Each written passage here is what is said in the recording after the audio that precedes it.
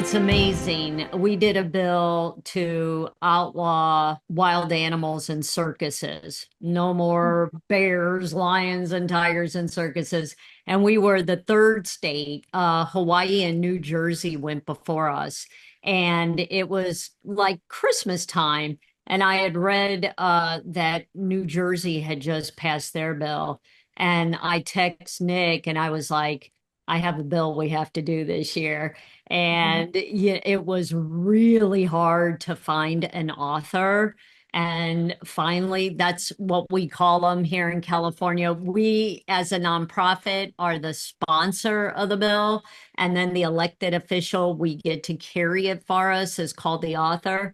And nobody wanted to carry it. And finally, we found a senator who stepped up. But what I want to say is, since we got that passed, and Nick, do you remember the year? 2019. In 2019, so many states now have passed that same law that I can't even keep up with what number we're on. And then we did another bill, this was 2017, that kicked puppy mill dogs, cats, and rabbits, mill-bred animals out of pet shops. And we were the first state in the nation to do that. And everybody told me it could never be done. And I was a fool for trying, but we got it done. And now, again, so many states have copied. I don't know how many. It used to be 12 and then it was 15. I don't even know. So that's what's so important about legislation is not only are you making this difference in your own state, your own country, but then once people start copying, you're saving animals exponentially. Mm, absolutely. Yeah. And it's great when you just see that, you know, you've got to try and sort of be the first and you do all that work and then it creates that groundswell for everyone else to follow. And so that's, a huge part of the work too. And sometimes I know that there's a little bit of pushback from doing things at a state level. People want to sort of just do everything nationally, which is much harder to achieve and very often we can't get anywhere with that. But when you can get something done at a state level, then it creates that snowball effect.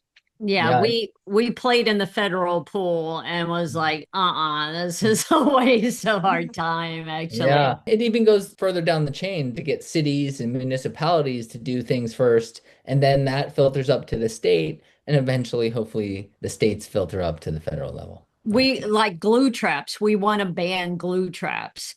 And now we've got 5 cities that have banned them. And mine is the latest, the city of Laguna Beach, that I worked on when I was on the Environmental Sustainability Committee here. So we're really hoping that we can get momentum on that one because they're so inhumane.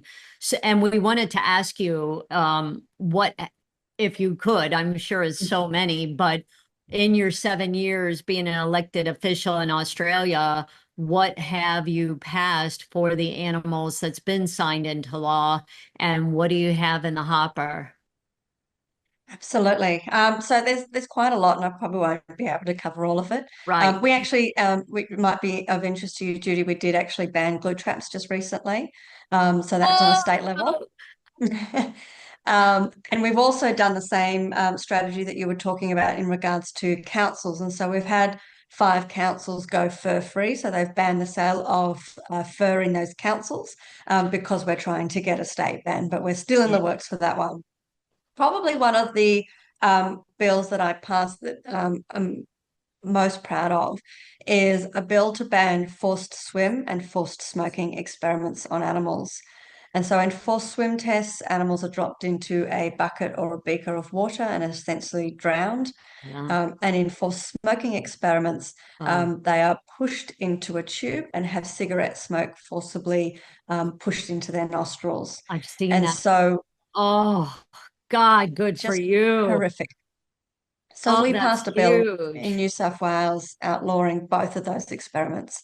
And I think that we were the first around the world to do that. And we did see somewhere in Europe follow us as well in regards to the forced swim tests. And so that was something that we did a lot of work on. We also passed a right to release bill to ensure that animals so cats and dogs that are used in medical experimentation have a right to be released. They were actually killing these animals at the end of experimentation because they didn't want the public to know they were being used for experimentation. Right. Now they're limited in the number of years that they can actually hold a cat or a dog for research, and then they have to work to rehome them. And what we've seen is, because a lot of people thought that that was too welfareist, but what I'm hearing now is that in New South Wales, many of the facilities that were using cats and dogs in research are actually shutting down because they don't want to do the work to rehome them, and they don't want to be exposed for using cats and dogs by actually being part of that process. So that's been a very successful bill. We ended the ability for dolphinariums to function in New South Wales. And so SeaWorld cannot set up in New South Wales, for example. And so we have a law where you cannot wild capture a dolphin, a whale, any cetacean really. And we've also now got a new law that you cannot breed them in captivity either. So we do have one small facility in Coffs Harbour, which is quite problematic. There are 3 remaining dolphins there, which are sort of grandfathered under the law, but that is the last facility. There can be no new facilities, and that facility cannot breed those animals or expand to That's having new places in that's a Australia, big in New deal. South Wales, I should say. Yeah, we That's a couldn't big find an deal. author. We tried to get an author. So you can't breed orcas in captivity anymore here. No SeaWorld stuff. And we wanted to do the same for dolphins, but we could not find an author for Mhm. that. So that's pretty sad. Someday. The one thing Yeah. that we did get done that is proactive is an octopus aqua farming. You know, Yes, I saw we, that. Mhm. yeah, we heard that they were doing this in Spain and it was something that could be coming. And, you know, it's always easier to ban these things proactively than allow them to take hold and then try to get that done. So we were the first state in the nation to ban that Yeah. practice. And not only the practice, but also the sale. So, Right. you know, if they're bred somewhere else, they can't import them into California. That's brilliant. Yeah, our officers talked about that, and we certainly followed your work when you were working on that. And so we really want to get the same in New South Wales. It's going to be a hard one, I think, here to get it across the line, but it's definitely something that we really want to work on as well. Is it going to be hard because you already have them, or no, you don't either? We don't. So where we are, and when we talked a little bit about this whole two-party system and the complications that you guys experience, Mhm. on our side, we have 2 major parties as a two-party system, but we also have an ability for quite a few minor parties to get elected. But what that means is we've also got minor parties that we deal with. So we've got the party called the Shooters, Fishers and Farmers Party, who Wow. have 2 MPs in New South Wales. And they are very willing to sell their souls to whoever is in government to make dirty deals. I spent a significant part of last year trying to stop them from relaxing gun laws and increasing shared public space for hunting, for example. We did finally defeat that bill. So we've got other interest groups that I'm always working against. We Right. also have a party called the National Party, who have formed a coalition with one of the major parties. And the National Party essentially represents farming communities. They are often pushed into a particular position by the Shooters and Fishers Right. Party as well. And so I would be coming up against all of them. I mean, I always do with all of the legislation Yes. that we pass. Hmm. But I think that one will be like very, very difficult to achieve because of those other minor parties and the influence that they have as well in Parliament. You We know, all are dealing with the big ag mhm.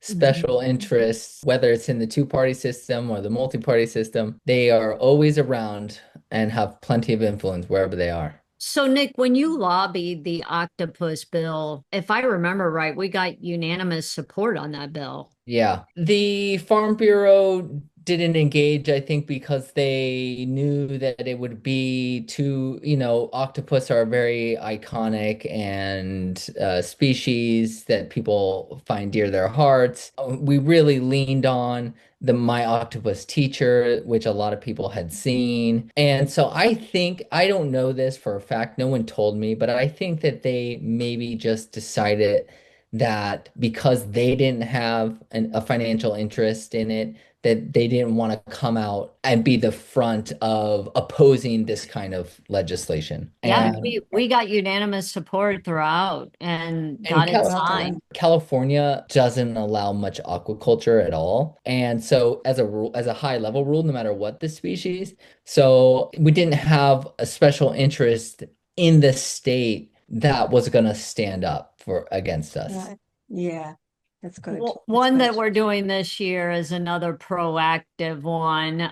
There's a scientist I read about in Wired magazine that is dabbling with CRISPR, a biohacker person creating glow-in-the-dark blue bunnies, rabbits, and green, kind of like a glowfish, but instead of a fish, a glow rabbit, and only doing it to exploit them and make money. That's the only reason to do it. And also using CRISPR to try to do even more sinister stuff like creating a unicorn and, making an appendage come out of the head of a rabbit. So when came across, everybody in our little animal circle was like, oh, no, no, no, shelters are full of dogs, cats, and rabbits that are getting euthanized all the time, every week. We can't have this blue bunny come to market for sale in California that every TikToker, anyone wants to take a picture with, and then, oh, I'm done now. What do I do with this blue bunny? Toss it in the park or drop it at the shelter. So that bill got through the assembly and is coming to the Senate. We don't have a hearing date yet. We got assigned, but we don't have a hearing date, but it'll be in the upcoming weeks. So that's a good one that we're That's really good. excited about. Do you have something this session that you're excited about as well? Yeah, so look, we've kind of done some pretty major bills, and we're coming into an election. Probably one area that we're still working on is in regards to greyhound racing, and so the greyhound racing industry is still legal. Actually, many years ago, before I was elected, it was made illegal, and they backflipped on that. And so that was after a major expose of live baiting, continuing on in the industry, the number of dogs that were being killed in the industry. This is an extremely powerful industry. When I first got elected, one of my major campaigns was to get rid of, we call it puppy farming here, but I think you call it puppy mills there. Yes, It took yes. me 6 years Mm, to make puppy farming illegal. Which is insane. It's insane that they've had that much power within right. Parliament and the amount of campaigning that we've had to do. We've found the same within the greyhound racing industry. So we've been continuing to get media. We've had several further investigations that the government have called based on exposés that we have done. We're following cases, more cases of live baiting.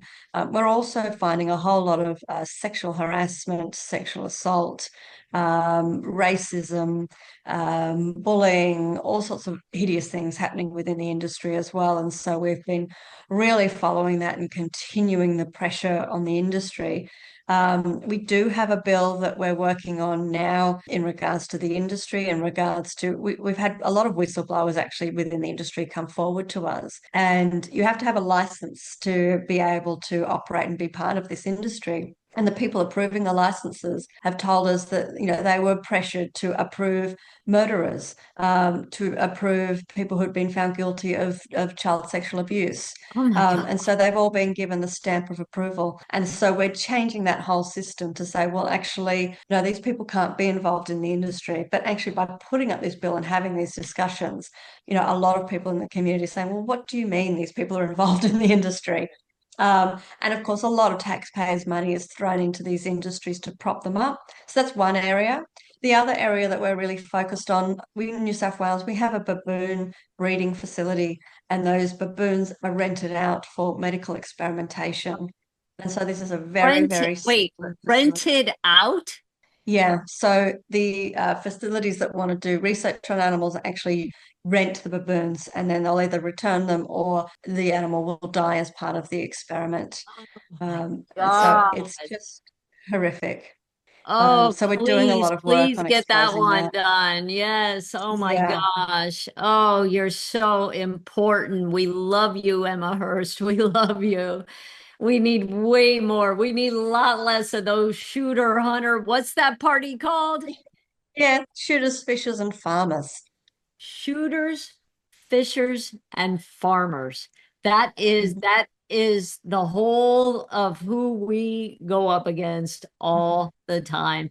And they're called mainly Republican, but we also come up against the Democratic Party is kind of chopped into three. There's the very conservatives that would vote with the Republicans like that. And then there's the mods, and you can kind of depend on them, but they can go the wrong direction. And then the more progressives, which are always with us in True Blue. But yeah, it depends on how much money is circulating and whose buddy is with what buddy. And you live it. Yeah, yeah, it's very similar here. And we have the same thing. And interestingly, though, sometimes we get the hard right conservatives on board for something. They will suddenly decide that, they hate something specific, like puppy farming, for example. They have a dog at home, and so you can get them across the line on something like that. And so it's a real mixed bag. And so you've sort of got to keep talking to everyone.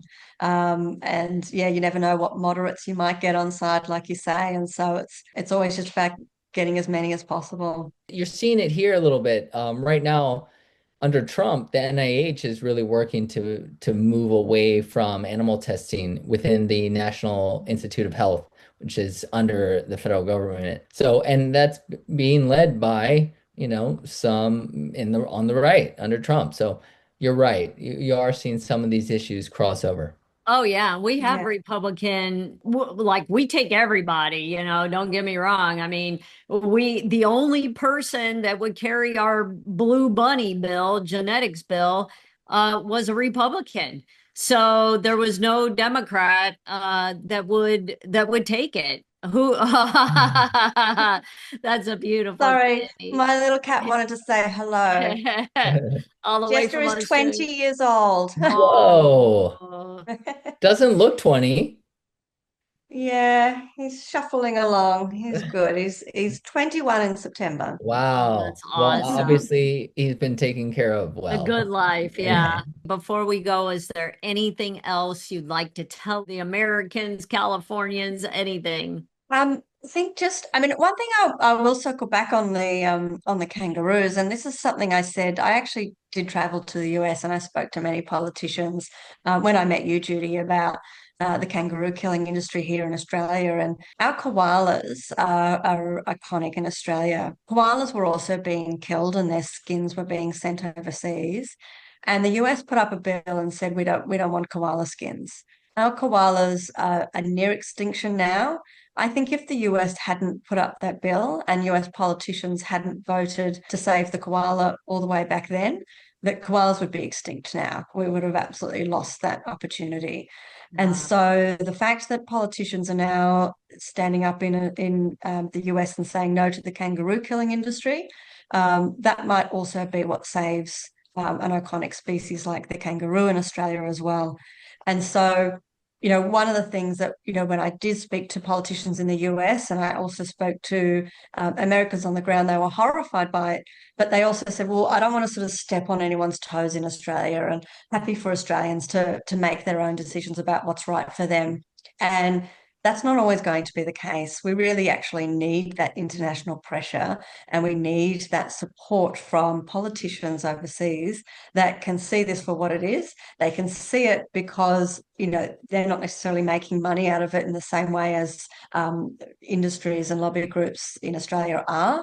And so we need them to be strong, and we need them to make these decisions. In making those decisions, saving the koala many years ago, they may be saving the kangaroo today. And so we want to continue to work with the US. We want to make sure that that international pressure remains on Australia so that we can make sure that, you know, as much cruelty can be held to account and stopped, working together as much as possible.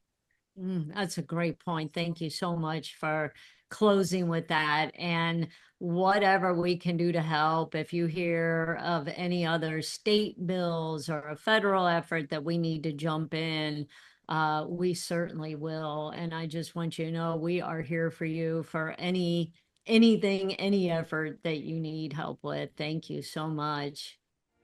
Thank you. Wonderful. Thank you. Thank you, guys.